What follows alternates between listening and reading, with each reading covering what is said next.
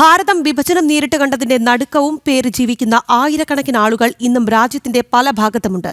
ഈ രാജ്യത്തിന്റെ സ്വാതന്ത്ര്യത്തിന് നൽകേണ്ടി വന്നതിലും അധികം ജീവൻ വിഭജനകാലത്ത് നഷ്ടമായി.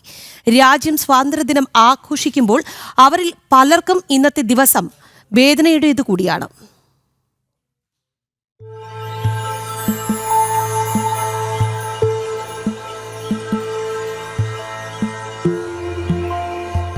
ഇത് നയ്യാർ സാബ്, പ്രബോധ് ചന്ദ് നയ്യാർ എന്ന മുഴുവൻ പേര്.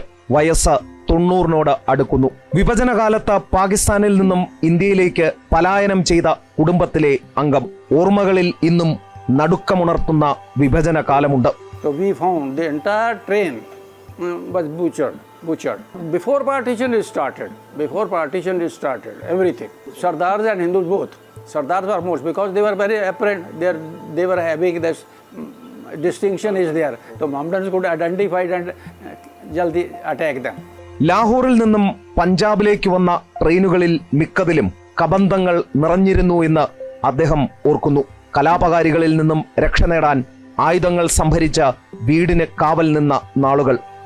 ലക്ഷക്കണക്കിന് ആളുകൾക്ക് സ്വത്തുവകകളും ഉറ്റവരെയും ഉടയവരെയും നഷ്ടപ്പെട്ടു. നയ്യാർ സാബിന്റെ കുടുംബത്തിനും പറയാനുണ്ട് അത്തരം കഥകൾ. They lost all families. Some people came in the camps, government camps. Government was providing everything to them, water, electricity, everything. They never knew where is my father, where is my mother, where is my sister. Then they found it after 1 year, 2 years, 3 years. പാകിസ്ഥാനിൽ സമ്പന്ന കുടുംബമായിരുന്നു നയ്യാർ സാബിൻ്റേത്. വിഭജനത്തോടെ എല്ലാം നഷ്ടമായി.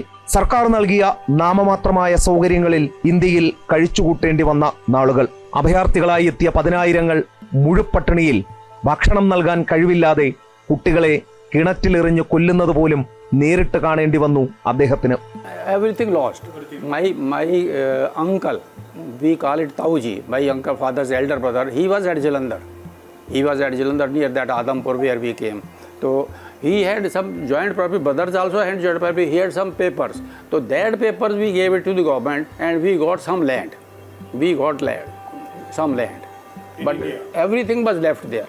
സ്വാതന്ത്ര്യ സമര സേനാനികളുടെ കുടുംബമായിരുന്നു പ്രബോധ് ചന്ദ് നയ്യാറിൻ്റേത്.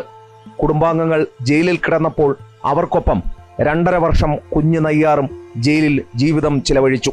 തികഞ്ഞ ഗാന്ധിയനും ഖാദി പ്രചാരകനുമാണ് ഇന്നും നയ്യാർ സാബ്. ഭാര്യയും മക്കളും മരുമക്കളും പേരക്കുട്ടികളുമായി ഡൽഹിയിൽ സ്വസ്ഥ ജീവിതം നയിക്കുന്നു. എങ്കിലും ഇന്ത്യ വിഭജനത്തിന്റെ ഓർമ്മകൾ കടലിരമ്പമായി ഇപ്പോഴും അദ്ദേഹത്തിന്റെ ഉള്ളിൽ മുഴങ്ങുന്നുണ്ട്. ക്യാമറാമാൻ ഉണ്ണി കെ വാര്യർക്കൊപ്പം എസ് ശ്രീകാന്ത്, ജനം, ഡൽഹി.